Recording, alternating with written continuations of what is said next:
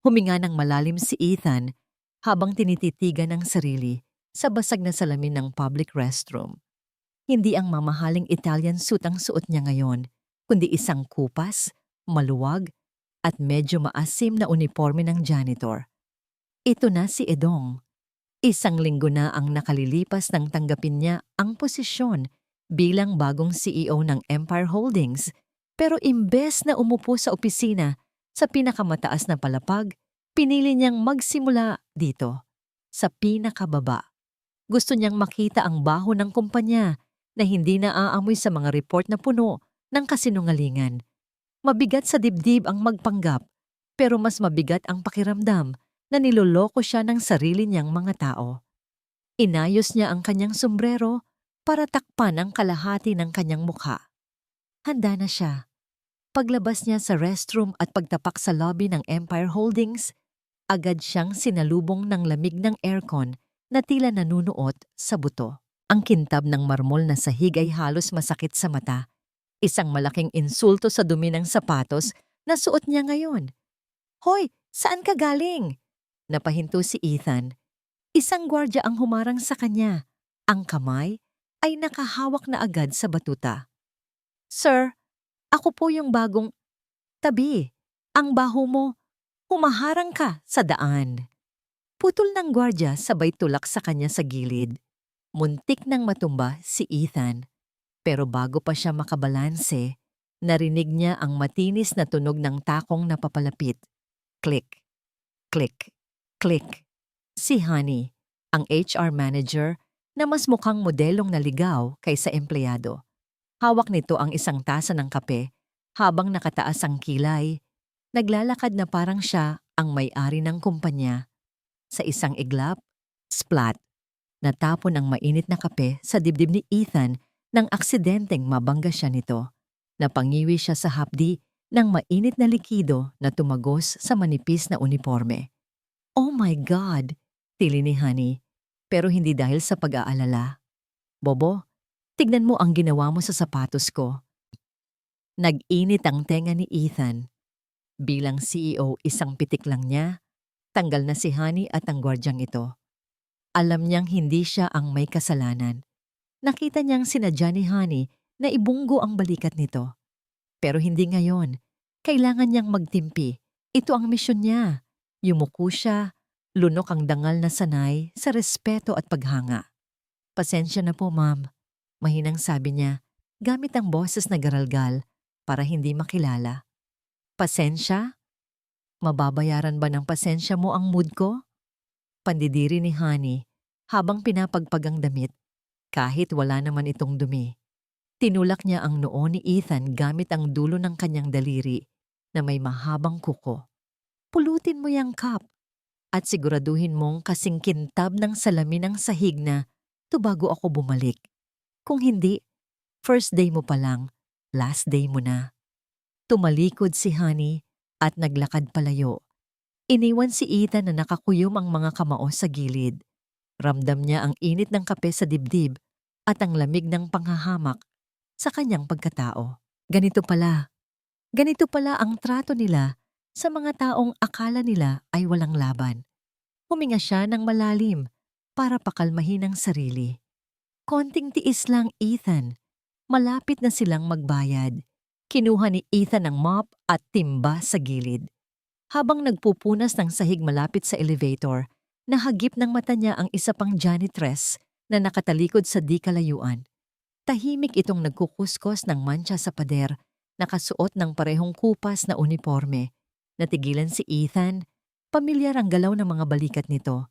Pamilyar ang paraan ng pagtali nito sa buhok gamit ang isang simpleng goma.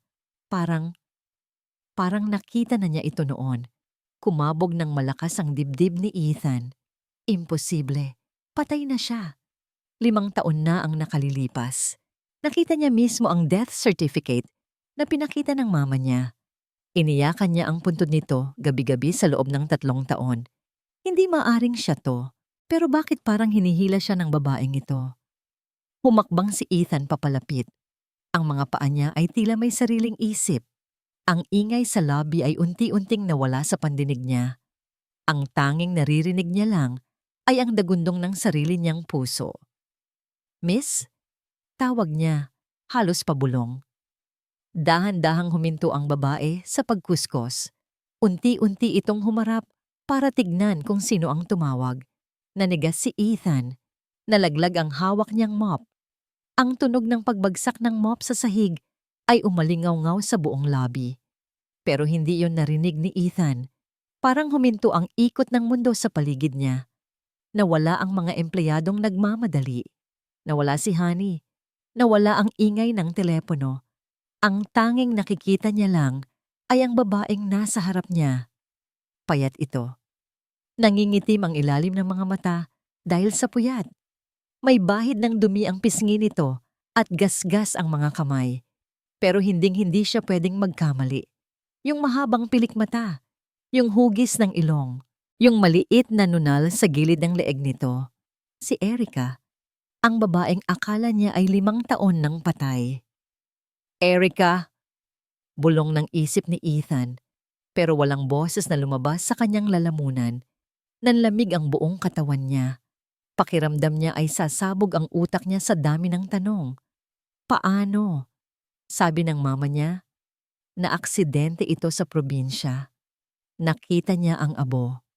Nakita niya ang death certificate. Umiyak siya hanggang sa maubos ang luha niya. Pero heto siya ngayon, buhay, humihinga, at naglilinis ng sahig sa kumpanyang pag-aari ni Ethan. Dahan-dahang pinunasan ng babae ang pawis sa noo gamit ang likod ng kanyang palad. Tumingin ito sa kanya. Siguro dahil sa gulat sa pagbagsak ng mop o siguro dahil naramdaman nitong may nakatitig sa kanya. Nagtama ang kanilang mga mata. Sa loob ng isang saglit nakita ni Ethan ang pagbabago sa ekspresyon ni Erica. Mula sa pagiging pagod, napalitan ito ng pagtataka. Kumunot ang noo nito. Tinitigan siya nito ng maigi. Tila pilit na inaaninag ang mukha niya sa ilalim ng suot niyang sombrero. Bumuka ang mga labi ni Erica, nanginginig. "Ethan?" Ang pangalan niya.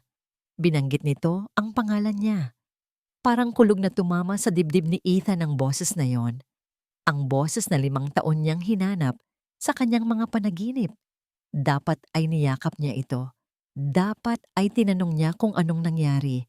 Dapat ay sinabi niyang, "Ako to, Erica. Buhay ako. Nandito ako." Pero sa halip na lumapit, umatras si Ethan. Natakot siya. Hindi sa multo, kundi sa katotohanang biglang sumampal sa kanya. Puro kasinungalingan ang alam niya. At sa itsura niya ngayon, isang hamak na janitor sa mata nito. Hindi niya alam kung paano haharapin ang babaeng minahal niya nang higit sa buhay niya. "Ethan, ikaw ba yan?" Ulit ni Erica. At akmang hahakbang palapit. Natuliro si Ethan. Ang tapang ng CEO ay biglang naglaho. Ang natira na lang ay ang takot. Ng isang lalaking puno ng sugat ang nakaraan. Mabilis niyang pinulot ang timba. Tinalikuran si Erica at nagmadaling naglakad palayo habang nakayuko. "Sir! Sandali!" Sigaw ni Erica sa likod niya. Pero hindi lumingon si Ethan. Tumakbo siya papasok sa fire exit. Ang puso ay kumakalabog na parang gustong kumawala sa dibdib. Habang ang boses ni Erica ay naiwan sa hangin, nagtatanong, umaasa, at puno ng sakit. Nakatulala pa rin si Erica sa pinto ng fire exit kung saan tumakbo ang lalaking janitor. Nanginginig ang kanyang mga kamay habang mahigpit na nakahawak sa basahan. "Baliw ka na, Erica. Baliw ka na." Paulit-ulit niyang sinasabi iyon sa sarili niya. Paano magiging si Ethan iyon? Ang huling balita niya, nasa New York ito, nagpapatakbo ng mga kumpanya, nakatira sa mga penthouse na abot ang langit. Ang Ethan na kilala niya ay hindi naglilinis ng sahig. Ang Ethan na kilala niya ay hindi amoy pawis at luma ang damit. Guni-guni lang to. Siguro dahil sa pagod. Siguro dahil sa sobrang pangungulila. Pinikit niya ng mariin ang kanyang mga mata at huminga ng malalim. Pagmulat niya, wala na ang multo ng nakaraan. Ang natitira na lang ay ang realidad. Kailangan niyang magtrabaho para kay Lexi. "Hoy, Erica!" Napapitlag siya sa matinis na sigaw na yon. Sa likod niya, nakapamewang si Honey, ang HR manager na tila laging may dalang bagyo. Ano? Tatunganga ka na lang ba dyan maghapon? Singal ni Honey, sabay turo sa isang tumpok ng makakapal na folder at mabibigat na kahon sa sahig. Dalhin mo lahat yan sa archive room? Ngayon na. Tumingin si Erica sa mga kahon. Pang-5 tao ang bigat niyon. Ma'am Honey, ang dami po nito. Baka pwedeng humingi ng tulong sa... Tulong? Tumawa ng pakutya si Honey. Sweldo ng isang tao ang binabayad sa'yo, kaya trabaho ng isang tao ang gawin mo. Huwag kang maarte. Kung ayaw mo, maraming nakapila sa labas na gustong pumalit sa pwesto mo. Napayo ko na lang si Erica. Alam niyang walang saysay ang mga tuwiran. Kailangan niya ang trabahong ito para sa gamot ni Lexie, para sa renta, para mabuhay. Walang imik niyang binuhat ang unang kahon. Mabigat. Ramdam niya ang pagbanat ng kanyang likod, pero kinaya niya. 1, 2, 3. Sa pang-4 na kahon, naramdaman niyang bumigay ang tuhod niya. Nadulas ang sapatos niya sa sahig, nakakatapos lang i-wax. Pumikit siya. Hinihintay ang pagbagsak ng katawan niya at ng mga dokumento. Hinihintay ang sigaw at mura ni Honey. Pero hindi siya bumagsak. May matitigas na bisig na sumalo sa kanya. Amoy sabon na panlaba at pamilyar na pabango ng mint. Idinilat niya ang kanyang mga mata. Ang janitor kanina, si Edong.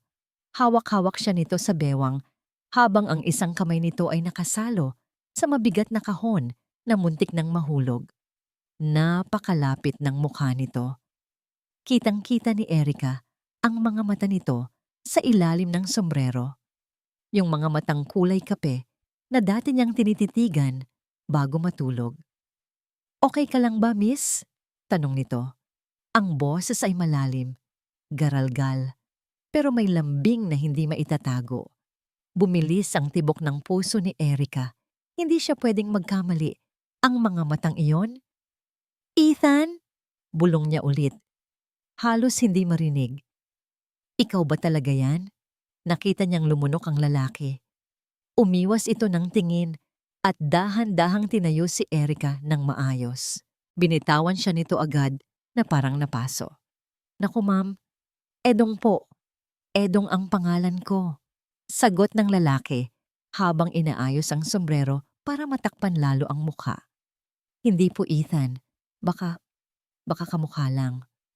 Pero tinitigan siya ni Erica. Pati boses mo. Pinsan ko po siya. Mabilis na sagot ni Edong. Hindi ito makatingin ng diretso. Malayong pinsan. Alam niyo na po, nasa dugo talaga namin ang magkakamukha. Pero langit siya, lupa lang ako. Janitor lang po ako dito. Tumalikod si Edong at mabilis na binuhat ang mga natitirang kahon na parang mga unan lang ang bigat ng mga ito. Ako na po magdadala nito sa archive, ma'am. Magpahinga na po kayo. Hindi na hinintay ni Edong ang sagot niya. Mabilis itong naglakad palayo. Tila tumatakas ulit. Naiwan si Erica na nakatayo. Gulong-gulo ang isip. Pinsan, posible ba yon? Posible bang may 2 tao na magkapareho pati ang paraan ng paghawak sa kanya? Gusto pa sana niyang sundan si Edong nang biglang tumunog ang cellphone niya sa bulsa ng kanyang apron. Ring! Ring! Kinabahan siya agad. Oras ng eskwela ngayon. Bihirang tumawag ang teacher ni Lexie maliban na lang kung sinagot niya agad ang tawag. Hello? Teacher Jen? Mrs. Erica. Boses ng guro na halatang nag-aalala sa kabilang linya. Kailangan niyo pong pumunta dito ngayon din. Si Lexie po. Nanlamig ang buong katawan ni Erica. Bakit po? Anong nangyari sa anak ko? Bigla po siyang hinimatay habang naglalaro. Mataas po ang lagnat at namumutla. Nasa klinik po siya ngayon pero kailangan na siyang dalhin sa ospital. Oo po. Papunta na ako. Binaba ni Erica ang telepono. Nanginginig ang mga kamay. Wala na siyang pakialam sa mga kahon. Wala na siyang pakialam kay Honey. Ang anak niya, ang buhay niya. Tumakbo siya papunta sa elevator. Pero pagbukas ng pinto, hinarang siya ng isang braso. Si Honey, nakataas ang kilay at nakangisi. At saan ka pupunta? Mataray na tanong nito. Ma'am, parang awa niyo na. Mangyak-ngiyak na pakiusap ni Erica. Yung anak ko po, nasa eskwelahan, hinimatay. Kailangan ko siyang puntahan. Tiningnan lang ni Honey ang relo niya. Tapos ay tumingin kay Erica na parang isang basahan. Oras ng trabaho ngayon, Erica. Marami pa tayong tatapusin para sa inspection bukas. Pero ma'am, emergency po ito. Buhay po ng anak ko ang nakasalalay. Humakbang palapit si Honey at bumulong sa tenga ni Erica na may halong lason. Wala akong pakialam sa anak mo. Ang kumpanyang ito ang nagpapakain sa inyo. Sa oras na tumapak ka palabas ng building na tunang walang paalam ko. Dinuro ni Honey ang mukha ni Erica. Consider yourself fired. Wala ka nang babalikang trabaho. Buhos ang ulan nang sundan ni Ethan si Erica. Hindi niya ininda ang putik na tumatalsik sa kanyang pantalon o ang baho ng estero na sumasalubong sa kanila. Kanina, nakita niyang tumakbo si Erica palabas ng building kahit na tinakot ito ni Honey. Walang pag-aalinlangan, walang lingon-likod. Ngayon, nakatayo si Ethan sa isang masikip na eskinita, nakatago sa dilim. Habang pinapanood si Erica na pumasok sa isang barong-barong na gawa sa pinagtagpi-tagping yero at kahoy. Sumikip ang dibdib ni Ethan. Ito ba ang buhay ni Erica sa nakalipas na 5 taon? Habang siya ay natutulog sa malambot na kama, sa penthouse, si Erica ay dito umuuwi. Sa lugar na parang anumang oras ay pwede tangayin ng hangin. Dahan-dahang lumapit si Ethan sa bintanang may sirang jalousie. Sumilip siya sa loob. Madilim ang kwarto, tanging isang aandap-andap na bumbilya lang ang nagbibigay ng liwanag. Nakita niyang nagmamadaling naglagay ng basang bimpo si Erica sa noo ng isang batang babae na nakahiga sa banig. Lexi, anak! Nandito na si Mama. Garalgal na boses ni Erica. Lexi, tumibok ng malakas ang puso ni Ethan. Anak? May anak si Erica? Huminga siya ng malalim at pilit na inaninag ang mukha ng bata. Maputi ito, kulot ang buhok, at kahit namumutla dahil sa sakit, kitang-kita ang ganda nito. Dumilat ang bata. Napahawak si Ethan sa hamba ng bintana. Muntik na siyang mapaupo sa putikan. Ang mga matang iyon, yung hugis ng kilay, yung lalim ng tingin. Parang nanalamin si Ethan. Walang duda. Hindi kailangan ng DNA test. Lukso ng dugo ang nagsabi sa kanya ng totoo. Anak niya to. 5 taon.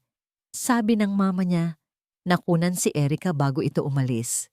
Sabi ng mama niya, wala na silang babalikan. Pero heto, nasa harapan niya ang buhay na ebidensya ng kanilang pagmamahalan, nakahiga sa banig, nilalagnat, at walang kalaban-laban. Mama, mahinang tawag ng bata. Masakit po. Shh, tahan na. Hinaplos ni Erica ang buhok ng bata. Pinainom na kita ng gamot. Gagaling ka na. Mama, uuwi ba si Papa? Nanigas si Ethan sa kinatatayuan niya.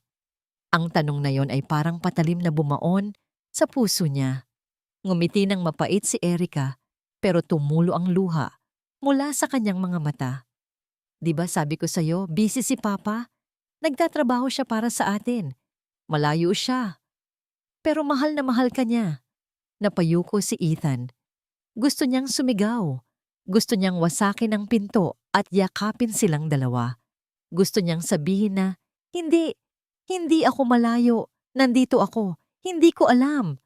Ang galit niya sa sarili ay humalo sa galit sa kanyang ina. Ninakaw sa kanya ang 5 taon. Ninakaw sa kanya ang pagkakataong maging ama. Hahakbang na sana siya papunta sa pinto para magpakilala, para tapusin na ang pagpapanggap, nang biglang tumunog ang cellphone sa bulsa niya. Hindi ang cellphone ni Idong. kundi ang encrypted phone ng CEO na nakatago sa ilalim ng suot niyang basahan. Mabilis siyang lumayo sa bintana at sumiksik sa gilid ng pader. Tiningnan niya ang screen, calling Doña Stella. O niya, ang nanay niya. Ang babaeng sumira sa lahat. Sinagot ni Ethan ang tawag, pilit na pinatatag ang boses kahit nanginginig siya sa galit. Hello? Ethan? Matinis na boses ni Doña Stella ang bumungad. Nasaan ka? Kanina pa ako tumatawag sa opisina mo, wala raw sumasagot. Alam mo bang nagkakagulo ang board members dahil wala ka sa pwesto mo? Tumingin ulit si Ethan sa bintana, kung saan nakikita niya ang anino ni Erica na yakap-yakap si Lexi.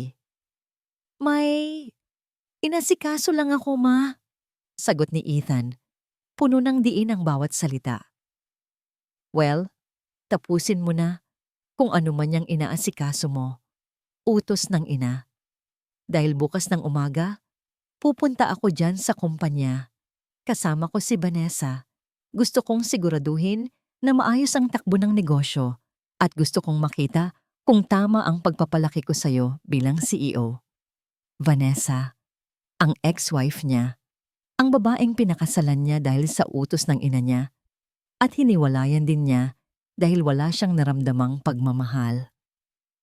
Bukas? Ulit ni Ethan. Oo, bukas. Kaya umayos ka. Ayokong mapahiya sa harap ng mga empleyado. Binaba ni Doña Stella ang telepono. Napahigpit ang hawak ni Ethan sa cellphone hanggang sa mamuti ang kanyang mga kamao. Nakatingin siya sa liwanag na nagmumula sa bahay ni na Erica. Darating ang mama niya. Ang babaeng nagtaboy kay Erica palayo. Kung malalaman ni Doña Stella na nandito si Erica at may anak sila, hindi ito titigil hanggat hindi sila nawawasak. Lalo na ang bata. Pinunasan ni Ethan ang ulan sa kanyang mukha. Nagbago ang timpla ng kanyang mga mata. Kung kanina ay puno ito ng lungkot, ngayon ay puno na ito ng determinasyon. Hindi na siya ang Ethan na sunod-sunuran noon. Subukan lang nila. Bulong niya sa hangin. Subukan lang nilang saktan ng mag-ina ko. Ako mismo ang makakalaban nila. Tumalikod si Ethan at naglakad palayo sa dilim. Bitbit ang isang planong magbabago sa lahat. Mabigat ang bawat hakbang ni Erica pagpasok sa opisina. Kahit gusto niyang bantayan si Lexi sa bahay, wala siyang choice. Mas kailangan niya ang trabaho ngayon higit kailanman. Gamot, pagkain, renta. Lahat yun nakasalalay sa kakarampot na sweldong nakukuha niya dito. Pagpasok niya sa main floor, agad niyang naramdaman ang kakaibang hangin. Tahimik. Masyadong tahimik. Ang mga mata ng ibang empleyado ay nakatingin sa kanya. May nagbubulungan, may umiiwas ng tingin. Bago pa siya makapagtanong, narinig niya ang matinis na boses na bumasag sa katahimikan. Andyan na pala ang magnanakaw. Lumabas si Honey mula sa opisina nito. Nakahalukip-kip at puno ng puot ang mga mata. Sa likod nito, nakatayo ang dalawang security guard. Kumabog ang dibdib ni Erica. Ma'am, anong pong ibig niyong sabihin? Huwag ka nang magmaang-maangan. Sigaw ni Honey habang lumalapit.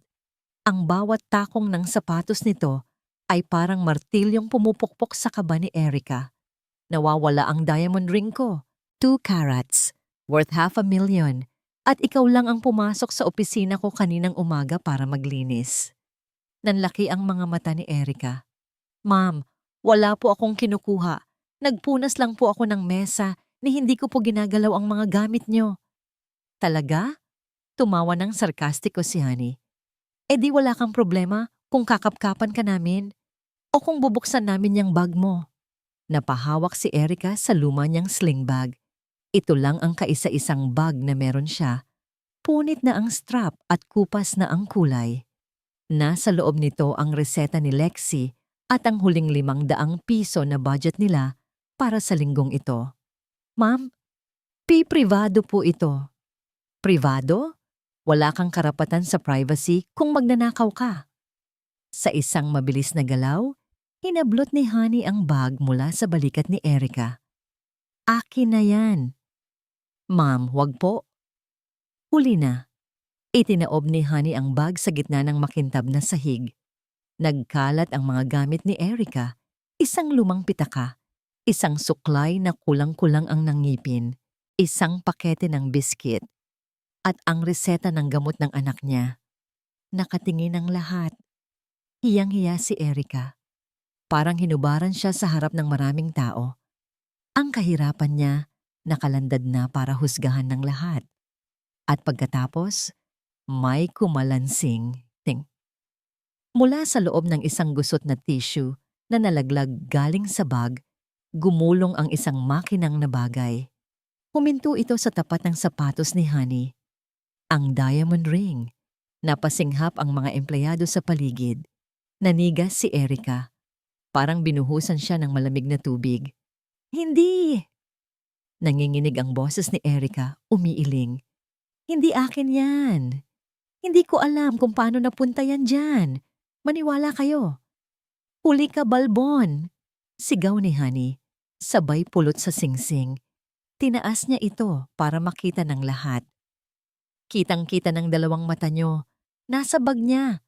Nagpapakabayani pa kayo sa babaeng to, isa pala tong ahas. Ma'am, set up po yan. Lumuhod si Erica. Tumutulo na ang luha. Hindi ko po magagawa yan. May sakit ang anak ko. Kailangan ko ng pera. Pero pinalaki po ako ng magulang ko na may takot sa Diyos. Hindi ako magnanakaw. Tumigil ka sa drama mo. Pak! Isang malakas na sampal ang dumapo sa pisngi ni Erica. Napaaray siya at napahawak sa mukha. Ang hapdi. Pero mas masakit ang tingin ng mga tao. Tingin na puno ng panghuhusga. Tingin na nagsasabing, ganyan talaga ang mga mahihirap. Patay gutom. Ngumisi si Honey. Tila nasiyahan sa tunog ng sampal na yon. Dapat sa mga katulad mo, tinuturuan ng leksyon. Security, kalad ka rin niyo ang babaeng to palabas at tumawag kayo ng pulis. Ipapakulong ko ang hampas lupang to. Humakbang ang mga gwardya palapit kay Erica. Nanginginig siya sa takot. Paano na si Lexie kung makukulong siya? Sinong mag-aalaga sa anak niya? Akmang sasampalin ulit siya ni Honey bilang panghuling buwelo. Tinaas nito ang kamay. Handa nang dumapos sa kabilang pisngi ni Erica. Pumikit si Erica. Hinihintay ang sakit. Pero walang dumating. May narinig siyang singhap mula sa mga tao. Dahan-dahang iminulat ni Erica ang kanyang mga mata. Sa harap niya, may isang braso na nakaharang. Isang braso na nakasuot ng uniforme ng janitor. Pero ang mga ugat ay litaw na litaw sa higpit ng pagkakahawak. Hawak ni Edong ang pulsuhan ni Honey. Nakatayo ito sa pagitan nila. Hindi nakayuko. Hindi nanginginig. Tumingala si Edong at tumitig diretso sa mga mata ni Honey. Wala na ang maamong janitor kanina. Ang mga mata nito ngayon ay madilim, matalim, at nakakatakot. Bitawan mo ako. Sino ka sa akala mo? Tili ni Honey. Pilit na binabawi ang kamay niya pero hindi siya makagalaw sa higpit ng hawak nito. Ang sabi ko, boses ni Edong, mababa pero parang kulog na umalingaw-ngaw sa buong labi. Binitawan niya ang kamay ni Honey ng padabog, dahilan para mapaatras ang manager. Humarang siya sa harap ni Erica para takpan ito at dahan-dahang inangat ang tingin sa lahat ng empleyado. Wala nang dadapo na kamay sa kanya. Subukan niyo at ako ang makakalaban niyo. Nanlaki ang mga mata ni Honey. Halata ang gulat sa mukha nito, hindi dahil sa sinabi ni Ethan, kundi dahil sa paraan ng pagkakasabi nito. Walang takot, walang panginginig. Ang boses ng lalaking nasa harap niya ay hindi boses ng isang janitor na sumasahod ng minimum wage. Boses ito ng isang taong sanay mag-utos. Binawi ni Honey ang kamay niya ng padabog. Inayos niya ang gusot sa kanyang blazer para pagtakpan ang kanyang kaba. Ang tapang mo naman para sa isang tagalinis ng inidoro. Mataray na sagot ni Honey pero napapaatras na siya. Gusto mo bang isama kita sa report ko sa pulis? Accessory to theft? Hindi natinag si Ethan. Kalmado lang siyang nakatayo sa harap ni Erica, nagsisilbing pader sa pagitan nito at ng mapanghusgang mundo. Sige po, ma'am. Tumawag po tayo ng pulis. Hamon ni Ethan. Nilakasan niya ang boses para marinig ng lahat ng empleyado sa lobby. Mas maganda ngayon para ma-check nila ang fingerprints sa singsing. Natigilan si Honey. Anong fingerprints? Simple lang po, paliwanag ni Ethan. Ang mga mata ay nakapako kay Honey. Kung nasa loob ng bag ni Erica ang singsing maghapon, dapat puno yun ng fingerprints niya. Pero kung ang makikita lang doon ay fingerprints nyo, dahil kayo ang huling humawak at naghulog niyan. Nagbulungan ang mga empleyado sa paligid. At isa pa, dagdag ni Ethan, sabay turo sa isang maliit na kamera sa sulok ng kisame na halos hindi mapansin. Akala niyo po sira ang CCTV na yan dahil yan ang sabi ng maintenance, pero kaka-upgrade lang ng security system kahapon. High definition na yan. Kitang-kita dyan kung paano nyo dinukot sa bulsa nyo ang singsing at isinabay sa paghulog ng bag. Namutla si Honey. Parang naubusan siya ng dugo sa muka. Alam ni Ethan na bluff lang ang tungkol sa CCTV upgrade. Siya ang nag-utos nun, pero next week pa ang installation. Pero sapat na ang takot para makuha niya ang gusto niya. Tss! Sayang ang oras ko sa inyo. Daddy, sigaw ni Honey. Pero halatang natataranta na. Baka nalaglag lang sa bag niya nung naglinis siya sa opisina ko. Pasalamat kayo, marami akong ginagawa. Mabilis na tumalikod si Honey at nagmarcha pabalik sa elevator. Ang tunog ng takong niya ay hindi na kasing yabang ng kanina. Nakahinga ng maluwag ang mga tao sa lobby. Unti-unti silang nagsialisan. Bumalik sa kani-kanilang trabaho, bagamat may ilan pa ring sumusulyap ng may pagtataka kay Edong. Humarap si Ethan kay Erica. Nakatulala pa rin ito, ang mga luha ay tuyo na sa pisngi, pero nanginginig pa rin ang mga kamay habang pinupulot ang mga gamit sa sahig. Lumuhod si Ethan para tulungan siya. Kinuha niya ang reseta ng gamot ni Lexi at inabot ito kay Erica. Ayos ka lang ba? Tanong niya. Malambot na ang boses. Tumingin si Erica sa kanya. May halong takot, gulat at pagkamangha sa mga mata nito. Bakit mo ginawa yon? Tanong ni Erica. Pwede kang mawalan ng trabaho dahil sa akin. Mas mahalaga ang totoo kaysa sa trabaho, sagot ni Ethan. Napansin niya ang gasgas sa siko ni Erica mula sa pagkakadulas nito kanina. Dumudugo ito ng kaunti. Halika, yaya ni Ethan. Gamutin natin yan. Dinala niya si Erica sa pantry na walang tao. Kumuha siya ng first aid kit sa cabinet. Alam na alam niya kung nasaan ito dahil siya ang nag-approve ng budget para sa safety supplies ng bawat floor. Umupo si Erica sa stool habang binubuksan ni Ethan ang betadine at bulak. Tahimik ang paligid. Ang tanging naririnig lang ay ang mahinang ugong ng refrigerator at ang tibok ng puso ni Ethan na bumibilis habang hawak niya ang braso ni Erica. Dahan-dahan niyang dinampi ang bulak sa sugat nito. Ari! Napangiwi si Erica. Sorry! Bulong ni Ethan. Hinipan niya ang sugat tulad ng ginagawa niya noon kapag nasusugatan si Erica sa pagluluto. Mawawala din ang hapdi. Natigilan si Erica. Nakatitig ito sa kanya habang hinihipan niya ang sugat. Biglang binitawan ni Erica ang kamay niya. Sino ka ba talaga? Tanong nito. Diretso sa mga mata niya. Napalunok si Ethan. Si Edong naninga. Ilang beses ko bang sasabihin sa'yo? Hindi. Iling ni Erica. Yung tapang mo kanina kay Honey. Yung talino mo mag-isip. Yung paghipan mo sa sugat ko. Si Ethan lang ang kilala kong gumagawa niyan. Tumayo si Erica at lumapit sa kanya. Pilit na sinisilip ang mukha niya sa ilalim ng sombrero. Ethan, kung ikaw yan, parang awa mo na. Sabihin mo sa akin. Gusto nang umamin ni Ethan. Gusto na niyang sabihing, oo, ako to. Patawarin mo ako. Nasa dulo na ng dila niya ang katotohanan. Pero bago pa siya makapagsalita, Narinig nila ang malakas na ingay mula sa lobby. Tunog ng sirena ng luxury car at ang pagmamadali ng mga gwardya. Nandito na si Chairman! Sigaw ng isang empleyado sa labas. Nanigas si Ethan. Sumilip siya sa pinto ng pantry.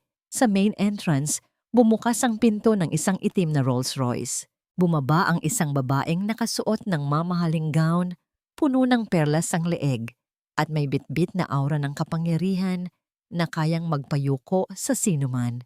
Si Doña Stella, at hindi lang ito nag-iisa. Sa likod nito, bumaba rin si Vanessa, ang ex-wife ni Ethan, na nakangisi habang tinitignan ang paligid ng kumpanya na parang pag-aari niya. Oh no! Bulong ni Ethan. Mabilis siyang umatras sa dilim ng pantry. Hila-hila si Erica para hindi sila makita. Bakit? Anong meron? Tanong ni Erica, naguguluhan. Huwag kang maingay. Pakiusap ni Ethan. Pawis na pawis. Pero huli na. Dahil sa pagmamadali ng mga empleyado na sumalubong kay Doña Stella, naiwan bukas ang pinto ng pantry. Huminto si Doña Stella sa gitna ng lobby. Tinanggal nito ang kanyang sunglasses at inilibot ang tingin. Hinahanap niya ang CEO. Hinahanap niya si Ethan. Pero ang mga mata niya ay dumapo sa bukas na pinto ng pantry. Nakita niya si Erica. Nagbago ang ekspresyon ni Doña Stella. Mula sa pagiging strikto, naging gulat. At pagkatapos, naging purong galit. Naglakad ito nang mabilis papunta sa kanila. Ang tunog ng takong nito ay parang countdown ng isang bombang sasabog. Ikaw! Boses ni Doña Stella, nanginginig sa puot habang nakaturo kay Erica. Napahawak si Erica sa braso ni Edong sa takot. Hindi alam na ang lalaking kinakapitan niya ay ang mismong anak ng babaeng impyernong papalapit sa kanila. Nanlamig ang mga kamay ni Erica. Parang huminto ang daloy ng dugo sa kanyang katawan habang papalapit ang babaeng naging bangungot niya sa nakalipas na 5 taon. Si Doña Stella, ang babaeng nagtaboy sa kanya palayo. Ang babaeng nagsabing hinding-hindi siya magiging sapat para kay Ethan. Napahigpit ang hawak ni Erica sa manggas ng uniforme ni Edong. Naramdaman niyang gumalaw si Edong. Akmang hahakbang paharap para salubungin ang matandang babae, pero mabilis na hinila ni Erica ang laylayan ng damit nito. Wag, bulong ni Erica. Nanginginig. Wag kang makialam. Mapapahamak ka. Huminto si Doña Stella sa tapat nila. Ang amoy ng mamahaling pabango nito ay pumuno sa masikip na pasilyo ng pantry, pero imbes na bango, para itong lason na sumasakal kay Erica. Tinanggal ni Doña Stella ang suot na sunglasses. Dahan-dahan niyang tinignan si Erica mula ulo hanggang paa. Isang tingin na puno ng pandidiri, para bang nakakita siya ng ipis sa gitna ng kanyang malinis na kusina. Buhay pa pala ang daga. Malamig na sabi ni Doña Stella. Napayuko si Erica. Good morning po, ma'am. Good. Tumawa ng mahina si Doña Stella, pero walang saya sa mga mata nito. Anong good sa umaga kung ang unang bubungad sa akin ay ang pagmumukha ng isang babaeng binayaran ko na para lumayas? Ramdam ni Erica ang pagtigas ng katawan ni Edong sa tabi niya. Baka sumagot ito. Baka ipagtanggol siya. Mabilis na nagsalita si Erica bago pa may mangyaring masama. Nagtatrabaho lang po ako, ma'am. Kailangan ko po ng pera para sa... Wala akong pakialam sa pangangailangan mo. Putol ni Doña Stella. Lumapit ito ng husto. Halos magdikit na ang kanilang mga mukha. Ang usapan, mawawala ka. Ang usapan, patay ka na sa buhay ng anak ko. Lumingon si Doña Stella kay Vanessa na nasa likod niya, na nakangisi habang pinapanood ang eksena. Vanessa, tignan mo. Ito ang dahilan kung bakit hindi makamove on ang asawa mo. Dahil sa basurang to. Nakakadiri. Sagot ni Vanessa habang nagpapaypay. Amoy squatter. Tumulo ang luha ni Erica. Gusto niyang sumagot. Gusto niyang sabihing wala siyang tinanggap na pera noon. Na umalis siya dahil tinakot siya ni Doña Stella na ipapapatay ang sanggol sa sinapupunan niya. Pero hindi niya pwedeng sabihin iyon ngayon, hindi habang hawak ng mga ito ang kapangyarihan. Tumingin si Doña Stella sa janitor na katabi ni Erica. At ikaw? Baling ni Doña Stella kay Edong na nakayuko at nakatakip ang mukha ng sombrero. Anong tinatayo-tayo mo dyan? Layas, iwan mo kami. Hindi gumalaw si Edong. Nakakuyumbang mga kamao nito sa gilid. Umalis ka na, Edong. Parang awa mo na. Pakiusap ni Erica. Tinutulak ang janitor palayo. Ayaw niyang madamay pa ang kaisa-isang taong naging mabait sa kanya. Nagmatigas si Edong ng ilang segundo, pero nang magtama ang mata nila ni Erica, mga matang nagmamakaawa. Dahan-dahan itong tumalikod at lumabas ng pantry. Pero hindi ito lumayo. Alam ni Erica na nasa gilid lang ito, nakikinig. Nang silang tatlo na lang ang naiwan, muling nagsalita si Doña Stella. Mas mababa ang boses ngayon, pero mas nakakatakot. Bibigyan kita ng 1 oras, Erica. Mag-resign ka, umalis ka sa building na to, at wag na wag ka nang magpapakita kahit kailan. Pero ma'am, ang anak ko, may sakit siya. Hikbi ni Erica. Di mas maganda. Ngumisi si Doña Stella ng demonyo. Dahil kung hindi ka aalis, sisiguraduhin kong sa kalsada, pupulutin ang anak mo. Walang ospital na tatanggap sa kanya. Walang eskwelahan na magpapapasok sa kanya. Kaya kong gawing impyerno ang buhay niyong mag-ina sa isang pitik lang ng daliri ko. Parang gumuho ang mundo ni Erica. Ang anak niya, si Lexie, hindi niya kayang isugal ang buhay ni Lexie. Tatalikuran na lang niya ang lahat. Tatalikuran na lang niya ang dignidad niya. Oo po, garalgal na sagot ni Erica. Aalis na po ako. Ngumiti ng matagumpay si Doña Stella. Good. Siguraduhin mo lang, dahil sa susunod na makita kita, hindi na lang salita ang matatanggap mo. Tumalikod na ang matanda at naglakad palayo kasama si Vanessa. Iniwan si Erica na durog sa gitna ng pantry. Nanghihina siyang kumuha ng papel at ballpen sa bulsa. Nanginginig ang mga kamay niya habang sinusulat ang mga salita. I am resigning effective immediately. Bawat letra ay parang patak ng dugo.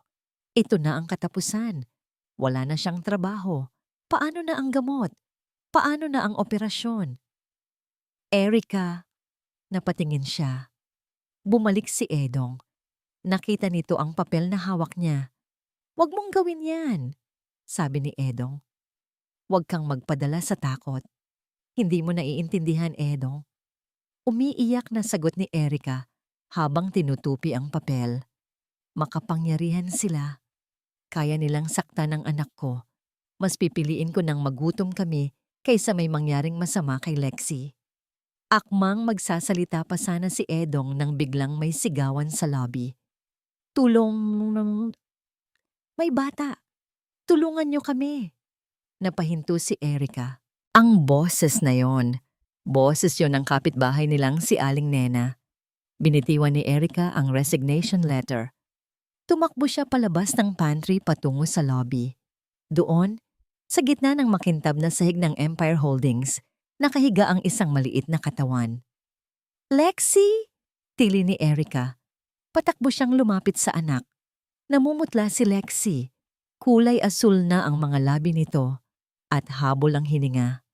Hawak-hawak ito ni Aling Nena na umiiyak din. Erica, sinugod ko na siya dito. Sigaw ni Aling Nena. Wala tayong pera pang taxi papuntang ospital. Hinimatay siya sa daan. Lexie! Anak, gumising ka! Yugyog ni Erica sa anak. Dahan-dahang idinilat ni Lexie ang mga mata. Mama! Bulong ng bata. Boses na halos hindi na marinig. Masakit po. Ang puso ko. At pagkatapos, pumikit ulit si Lexie. Bumagsak ang maliit niyang kamay sa sahig. Lexie! Hindi! Anak! Nagyakapan ang mag-ina sa gitna ng lobby. Nagsilabasan ang mga empleyado. Nakatingin si Honey. Nakatingin si Doña Stella at Vanessa mula sa di kalayuan, nandidiri sa eksena. "Guard!" sigaw ni Doña Stella. "Ilbas niyo nga ang mga pulubi na yan. Ang dumi-dumi tignan." Walang gumagalaw, walang tumutulong. Pakiramdam ni Erica ay katapusan na ng mundo. Mamamatay ang anak niya. Mamamatay si Lexie dito sa malamig na sahig habang pinapanood sila ng mga taong walang puso. "Tulong! Parang awa niyo na!" sigaw ni Erica. Tumitingala sa langit. Humahagulgol. "Tulungan niyo ang anak ko." Sa gitna ng kanyang pag-iyak, naramdaman niya ang isang hangin. Isang mabilis na hakbang. May lumuhod sa tabi niya. Si Edong. Pero hindi na ito nakayuko.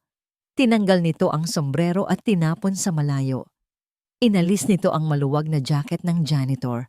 Binuhat ni Edong si Lexie sa kanyang mga bisig. Matatag. Malakas. "Edong?" bulong ni Erica. Tumingin sa kanya ang lalaki. Wala na ang garalgal na boses. Wala na ang pagpapanggap. Ang nakikita niya ngayon ay ang mga mata ng isang ama na handang pumatay para sa kanyang anak. "Ako ang bahala," sabi nito sa buong baritonong boses na kilalang kilala ni Erica. Tumayo si Edong, buhat-buhat si Lexie, at humarap sa mga gwardya at empleyado na nakanganga. "Get the car!" sigaw ni Ethan, ang boses ng CEO, ang boses ng may-ari ng lahat ng ito. "Get the car!" Umalingaw-ngaw ang sigaw ni Ethan sa buong labi. Bawat empleyado mula sa receptionist hanggang sa mga gwardya ay natigilan. Hindi dahil sa lakas ng boses, kundi dahil sa tono. Iyon ang boses ng kapangyarihan, boses ng isang taong sanay na sinusunod ang bawat utos niya nang walang tanong-tanong. Nakatayo si Doña Stella, nanlalaki ang mga mata. Kilala niya ang boses na yon. "Sino ka ba?" sigaw ng Chief of Security, humarang sa daraanan ni Ethan habang hawak ang batuta. "Bitawan mo ang bata! Tatawag kami ng pulis!" Hindi huminto si Ethan sa paglalakad habang buhat-buhat si Lexie. Nang harangin siya ng gwardya, tumitig siya dito, mga matang kasing lamig ng yelo. "Chief Santos," banggit ni Ethan sa pangalan ng gwardya na nakasulat sa nameplate nito. "Kapag hindi mo binuksan ang pinto sa loob ng 3 segundo, sisiguraduhin kong hindi ka na makakahanap ng trabaho sa buong Pilipinas." Natigilan si Santos. Paano nalaman ng isang janitor ang buo niyang apelyido at ang takot na dulot ng boses na yon? Sa pagkabigla ng gwardya, tinabig siya ni Ethan gamit ang balikat at dire-diretsyong lumabas ng building. Sumunod si Erica, tumatakbo at umiiyak. Gulong-gulo ang isisi pero walang ibang magawa, kundi sumunod sa lalaking may hawak sa buhay ng anak niya. "Pigilan niyo siya! Ninanakaw niya ang bata!" Tili ni Honey. Tumatakbo rin palabas kasama si Vanessa at Doña Stella. Paglabas sa driveway, bumunot si Ethan ng isang susi mula sa maruming bulsa ng kanyang pantalon. Pinindot niya ang button. Beep beep! Bumukas ang ilaw ng itim na Rolls-Royce Phantom na nakaparada sa VIP spot, ang pwestong nakalaan lamang para sa CEO. Sabay-sabay na napasinghap ang mga nakakita. Nalaglag ang panga ni Honey. Napahawak sa bibig si Vanessa. Si Doña Stella naman ay parang inatake sa puso sa sobrang gulat. Yung kotse ni Ethan," bulong ni Doña Stella. Bakit? Bakit nasa kanya?" Hindi sila pinansin ni Ethan. Maingat niyang inihiga si Lexie sa backseat ng kotse. Ang dumi ng uniforme niya ay dumikit sa mamahaling leather seat pero wala siyang pakialam. "Erica, sakay! Bilis!" utos niya. Sumakay agad si Erica sa likod. Yakap ang anak. Umikot si Ethan papunta sa driver's seat. Bago siya pumasok, lumingon siya saglit kay Honey na nakatayo sa bangketa. Putla at nanginginig ang mga tuhod. Binigyan niya ito ng isang huling tingin. Tingin na nagsasabing, "Tapos ka na." Pinaandar niya ang makina. Umugong ito ng malakas, parang isang halimaw na nagising. Sa isang iglap, humarurot ang sasakyan palabas ng compound. Iniwan ang mga taong nakanganga sa usok. Sa loob ng sasakyan, Nanginginig si Erica habang hawak ang kamay ni Lexi. Edong, tawag niya, puno ng takot. Anong nangyayari? Kaninong sasakyan to? Magnanakaw ka ba? Hindi sumagot si Ethan. Mahigpit ang hawak niya sa manibela. Nakatingin siya sa kalsada. Mabilis ang pagpapatakbo. Sumusuot sa bawat singit ng traffic. Kumapit ka, sabi lang niya. Malapit na tayo. Kinuha niya ang cellphone niya, ang CEO phone, at nag-dial. Nakakonect ito sa Bluetooth ng sasakyan, kaya narinig ni Erica ang usapan. This is Del Valle, I am coming in. Code red, sabi ni Ethan sa Ingles. Ang accent ay pulido at social. I have a pediatric patient. Cardiac arrest followed by syncope. Prepare the ER. I want Dr. Lim waiting at the entrance. Now! Napatingin si Erica sa salamin sa rearview mirror. Nakita niya ang mga mata ni Edong. Hindi ito si Edong. Ang paraan ng pagsasalita nito, ang tikas, ang pagmamaneho. Ethan, bulong ni Erica. At sa pagkakataong ito, hindi na ito tanong, alam na niya. Pagdating sa St. Luke's Medical Center, nagkakagulo na sa entrance. Isang team ng mga doktor at nurse ang naghihintay kasama ang stretcher. Bumaba si Ethan at binuhat si Lexi palabas. Sir Ethan, bati ng head doctor. Dito po, bilis! Isinakay nila si Lexi sa stretcher at tinakbo papasok sa emergency room. Sumunod si Ethan at Erica. Sa loob ng ER, ikinabit agad ang mga aparato kay Lexi. Tumutunog ang mga monitor. Beep! Beep! Beep! Mabilis pero mahina ang tibok ng puso. Bumabagsak ang blood pressure. Sigaw ng isang nurse. Kailangan niya ng dugo. She's losing oxygen. Napahawak si Erica sa dibdib niya. Dugo? Type B po siya. Kunan niyo po ako. Tinignan ng doktor si Erica. Masyado kayong payat at stressed, Mrs. Baka kayo ang bumigay. Wala na bang ibang kamag-anak dito? Nagkatinginan ang mga nurse. Emergency ang sitwasyon. Walang stock ng type B negative sa blood bank sa oras na yon. Doc, we need a donor now or we lose her. Sigaw ng nurse. Humakbang palapit si Ethan. Hinubad niya ang maruming jacket ng janitor at itinapon ito sa sahig. Sa ilalim, suot niya ang isang puting sando na ngayon ay puno ng pawis at dumi, pero hindi nito naitago ang desidido niyang mukha. Ako, matatag na sabi ni Ethan. Kunan niyo ako. Tumingin ang doktor sa kanya, nag-aalinlangan dahil sa itsura niya. Sir Ethan, sigurado po kayo? Kailangan po compatible? Humarap si Ethan kay Erica na nakatitig sa kanya habang umaagos ang luha. Pagkatapos ay tumingin siya sa doktor at sa lahat ng tao sa kwartong iyon. Type B negative ako, sigaw ni Ethan. Ang boses ay basag dahil sa emosyon. Check my records.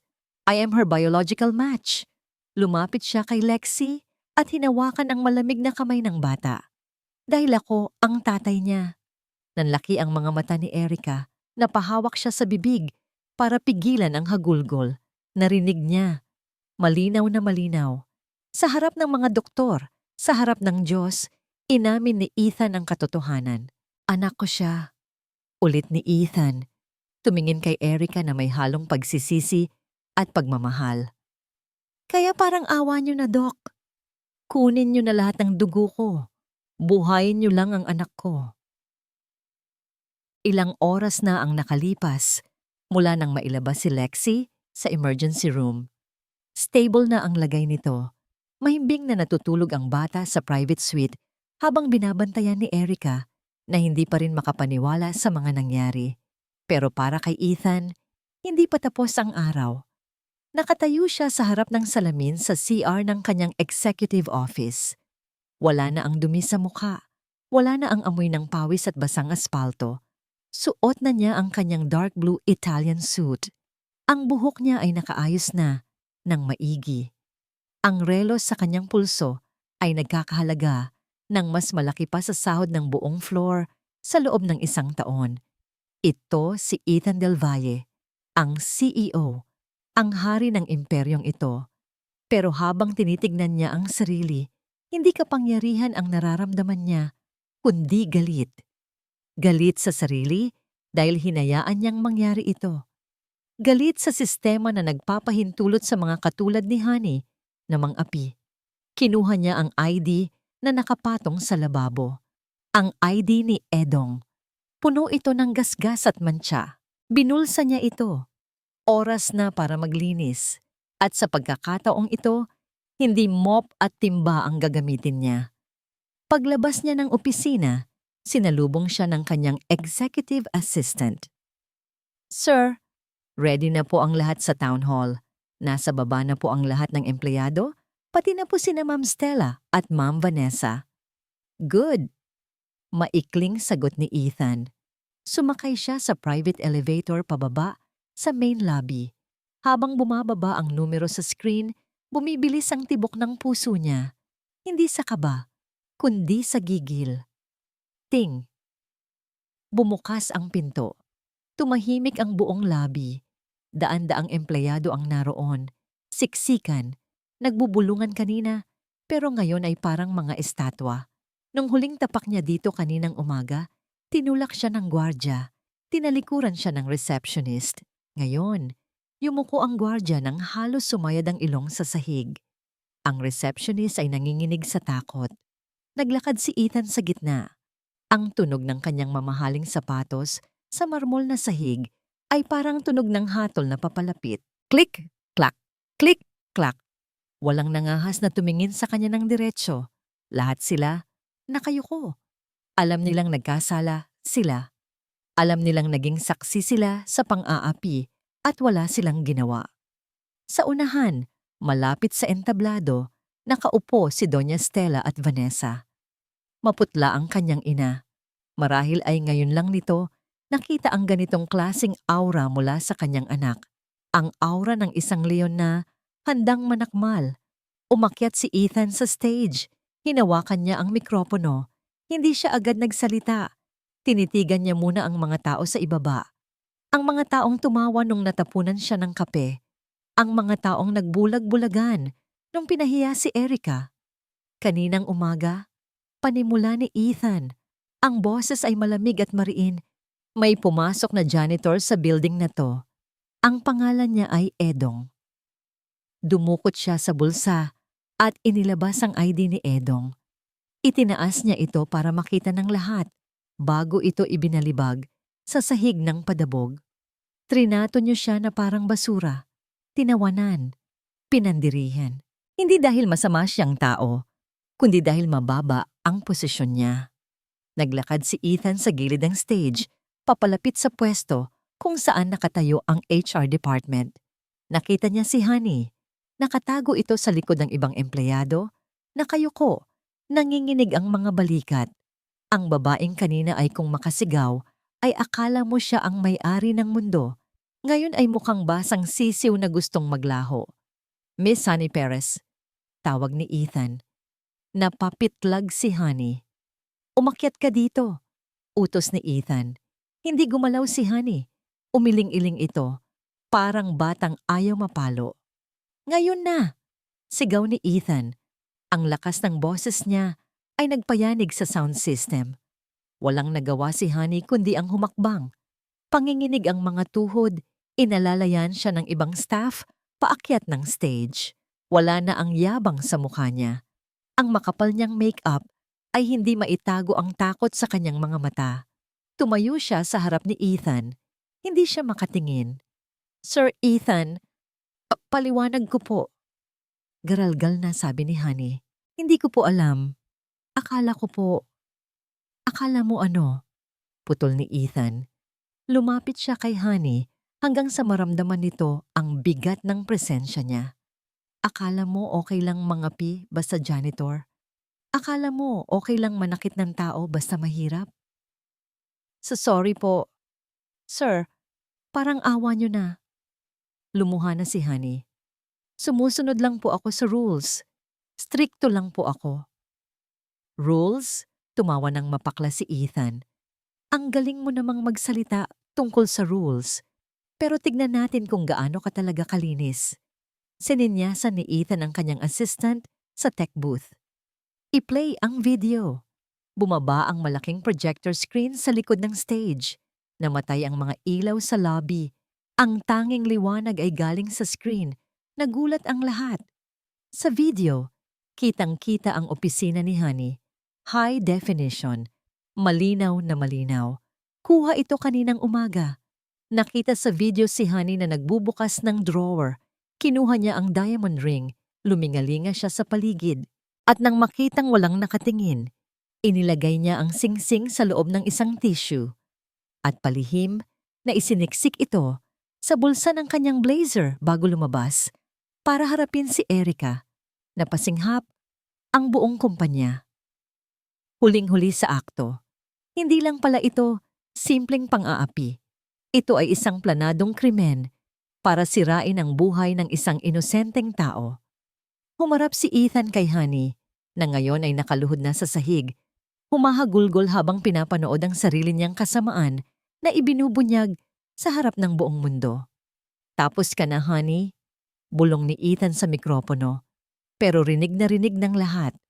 At nagsisimula pa lang ako. Nakatayo si Erica sa likod ng malaking hall. Kakarating lang niya galing ospital. Pinilit niyang pumunta kahit nanghihina dahil gusto niyang makita. Gusto niyang siguraduhin na totoo ang lahat ng ito. At totoo nga. Sa harap ng daan-daang empleyado, nakita niya ang pagbagsak ni Honey. Ang babaeng araw-araw na nagpapahirap sa kanya ay ngayon nakaluhod sa stage, umiiyak, at nagmamakaawa sa paanan ng lalaking minahal ni Erica. "You're fired." Malamig na deklarasyon ni Ethan. Ang boses niya ay umalingaw-ngaw sa apat na sulok ng kwarto. At sisiguraduhin kong blacklisted ka sa lahat ng kumpanya sa industriyang ito. Wala nang tatanggap sa'yo kahit bilang tagatimpla ng kape. "Sir, maawa po kayo." Sigaw ni Honey habang hinihila siya ng 2 gwardya patayo. "May pamilya din po ako." "Bak?" Sagot ni Ethan, hindi natitinag. "Inisip mo ba ang pamilya ni Erica nung tinaniman mo siya ng ebidensya? Inisip mo ba ang anak niya na naghihingalo nung pinigilan mo siyang umalis?" Wala nang naisagot si Honey. Puro iyak at tili na lang ang narinig habang kaladkad siya ng mga gwardya palabas ng hall. Ang mga empleyadong dati ay takot sa kanya. Ngayon ay nakatingin lang. Walang ni isang gustong tumulong. Hustisya. Ito ang lasa ng hustisya. Napahawak si Erica sa dibdib niya. Gumaan ang pakiramdam niya. Parang nabunutan siya ng tinik na 5 taon nang nakabaon sa puso niya. Biglang tumingin si Ethan sa direksyon niya. Kahit nasa dulo siya at madilim, parang naramdaman nito ang presensya niya. "Erica!" Tawag ni Ethan sa mikropono. Nahawi ang mga tao. Kusang tumabi ang mga empleyado para bigyan siya ng daan. Ang tingin nila sa kanya ay hindi na pandidiri, kundi paghanga at takot. Alam na nilang lahat kung sino siya sa buhay ng CEO. Dahan-dahang naglakad si Erica papunta sa stage. Bawat hakbang ay mabigat, pero puno ng pag-asa. Nang makalapit siya, bumaba si Ethan mula sa stage. Hindi nito inintindi ang dumi sa sapatos ni Erica o ang gusot nitong damit. Sa harap ng lahat, lumuhod si Ethan sa harap niya. Napasinghap ang mga tao. Ang bilyonaryong CEO nakaluhod sa harap ng isang dating janitress. "Patawarin mo ako!" Basag ang boses na sabi ni Ethan. Hinawakan nito ang mga kamay ni Erica. "Patawarin mo ako dahil wala ako sa tabi mo nung mga panahong kailangan mo ako. Patawarin mo ako dahil hinayaan kong saktan ka nila." Tumulo ang luha ni Erica. "Ethan, tumayo ka dyan." "Hindi." Iling ni Ethan, nakatingala sa kanya na parang siya ang pinakamahalagang tao sa mundo. "Dito lang ako nararapat. Sa paanan mo. Babawi ako, Erica. Sa'yo, kay Lexi. Ibibigay ko ang buong buhay ko para itama ang lahat." Akmang yayakapin na sana ni Erica si Ethan nang biglang may marahas na boses ang bumasag sa eksena. "Katangahan!" Nagulat ang lahat. Tumayo si Doña Stella mula sa kanyang upuan. Namumula ang mukha nito sa galit. Hindi nito matanggap ang nakikita niya.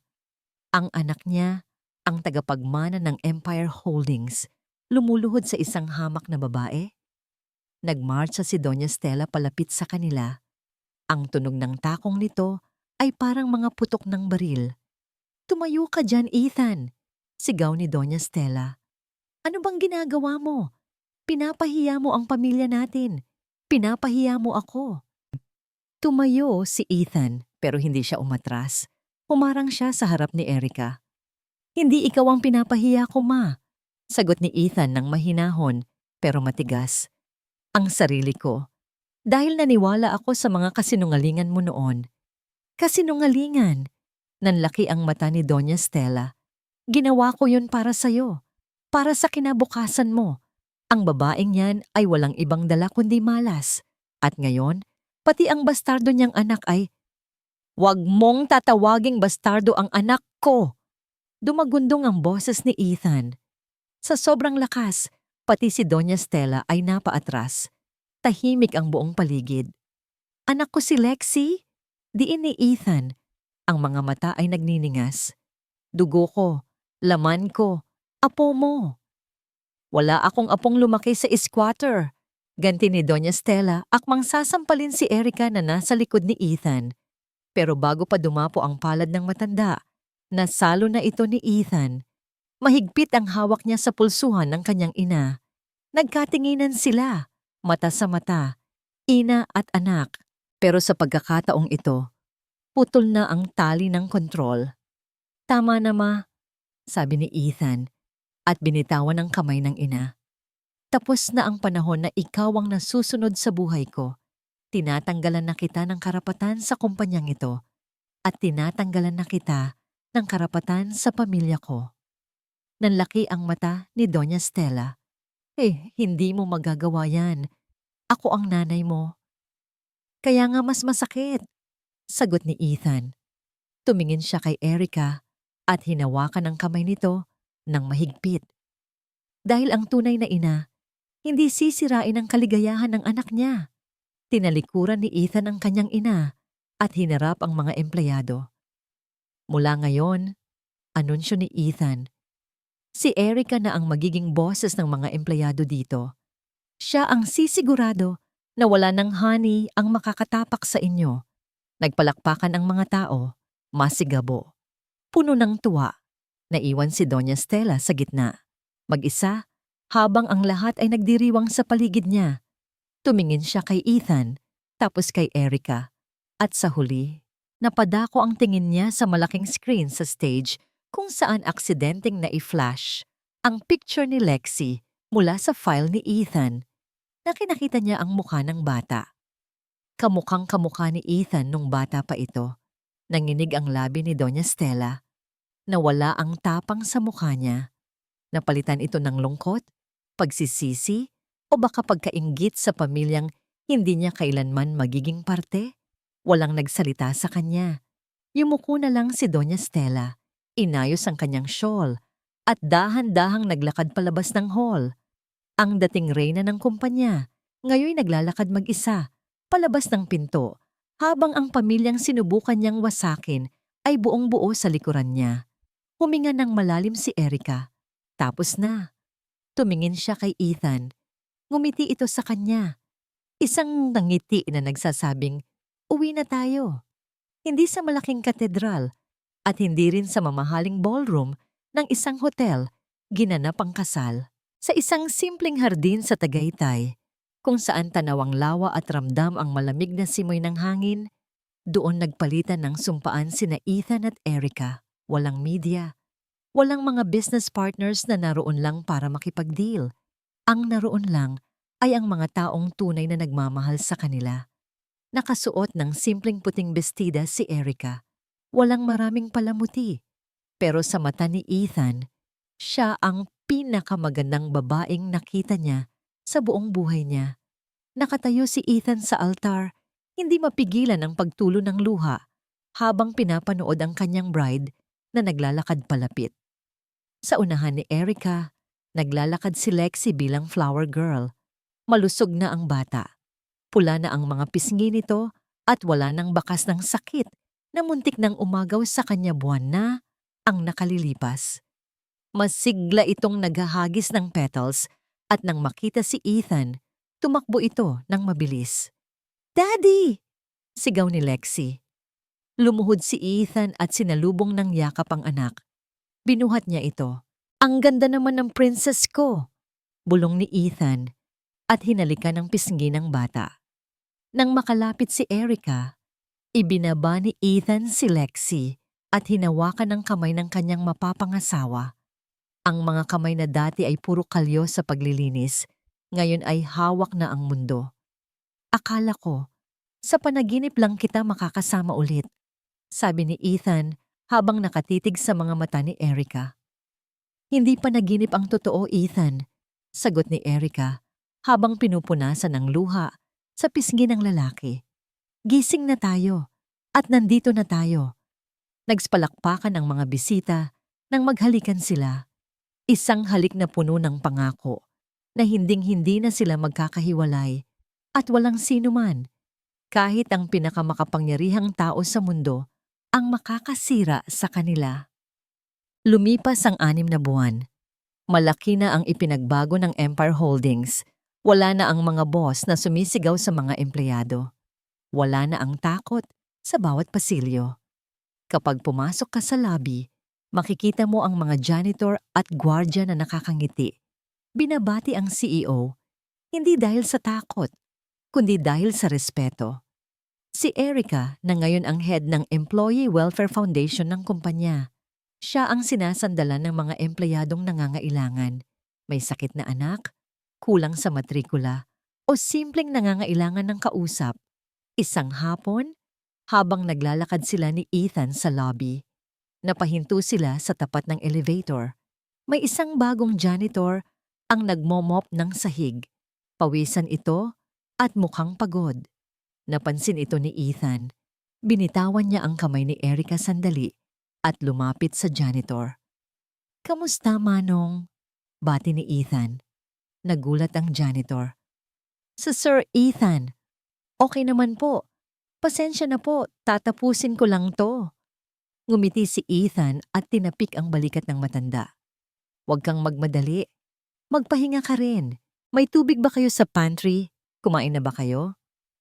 "Opo, sir. Salamat po sa libreng lunch ng kumpanya. Malaking tulong po sa pamilya ko." "Mabuti naman. Sige, ituloy mo lang yan. Salamat sa serbisyo mo." Pagbalik ni Ethan kay Erica, nakangiti ang asawa niya. "Namimiss mo ba si Edong?" Biro ni Erica. Tumawa si Ethan at inakbayan si Erica. "Si Edong ang nagturo sa akin kung paano maging tao. Hindi ko siya kakalimutan. Pero mas masaya ako ngayon. Dahil si Edong, mag-isa lang. Si Ethan, kasama ka na." Linggo ng hapon. Sa bakuran ng kanilang bagong bahay, isang bahay na hindi mansyon, kundi isang tahanan na puno ng init at liwanag, naroon ang mag-anak. "Daddy, hawakan mo lang. Huwag mong bibitawan." Sigaw ni Lexi habang nakasakay sa bago niyang bisikleta. "Oo, anak.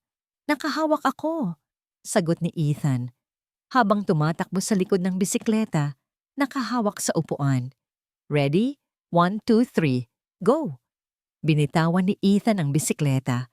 Pumadyak ng mabilis si Lexi. Umiwang-iwang ng kaunti ang manibela, pero nakuha niya ang balanse. "Look, Daddy! Mama! I'm flying!" Sigaw ni Lexi. Tumatawa habang mabilis na umiikot sa hardin. Nakatayo si Erica sa may terrace, hawak ang isang pitzel ng juice. Pinapanood niya ang mag-ama niya. Ang tawa ni Lexi. Ang pagpalakpak ni Ethan. Ito ang yaman na hindi kayang bilhin ng pera ni Doña Stella. Ito ang kapangyarihan na hindi kayang ibigay ng posisyon bilang CEO. Lumapit si Ethan kay Erica. Hinihingal, pero abot tenga ang nangiti. "Nakita mo yun? Ang galing niya, no?" Pagmamalaki ni Ethan. Inabutan siya ni Erica ng baso at pinunasan ng pawis sa noo niya. Mana sa tatay. Mabilis matuto. Yinakap ni Ethan si Erica mula sa likod. Ipinatong niya ang baba niya sa balikat nito habang pinapanood nila si Lexi na naglalaro sa ilalim ng araw. Salamat, bulong ni Ethan. Para saan? Dahil tinanggap mo ulit ako. Kahit na nagsinungaling ako, kahit na naging duwag ako noon. Humarap si Erica sa kanya at hinawakan ang mukha niya. Ang pag-ibig naman, hindi tungkol sa hindi pagkakamali, Ethan. Tungkol ito sa pagpili sa isa't isa, araw-araw, kahit anong mangyari. Ngumiti si Ethan, hinalikan niya ang noo ni Erica, tapos ang ilong, at huli, ang mga labi. Sa di kalayuan, lumulubog ang araw, kinukulayan ng ginto ang langit. Ang dating Edong na nagtatago sa ilalim ng sombrero, ngayon ay nakatayo sa liwanag, hawak ang kamay ng kanyang reyna at pinapanood ang paglipad ng kanyang prinsesa. Wala nang lihim, wala nang pagpapanggap. Ito ang kanilang totoong kwento. At ito ay nagsisimula pa lamang.